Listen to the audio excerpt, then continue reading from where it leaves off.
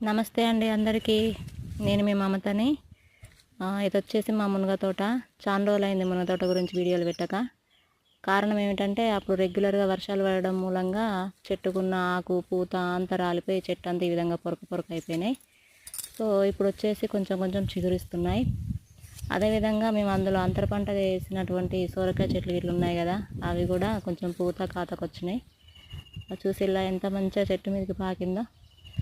చాలా చెట్లు ఇవి కూడా వాటి మునగ తోట మీద ఉన్న ఆకంతా రాలి సొరకాయ చెట్లు చాలా చనిపోయినాయి, కొన్ని దక్కినాయి అన్నట్టు.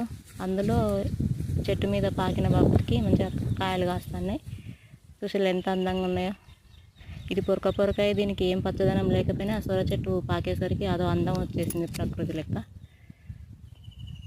కాయలు కూడా కాస్తున్నాయి, సంతోషంగా ఉంది. బాయ్. కింద ఉన్న కాయ చూసి ఏ రకంగా ఉందో.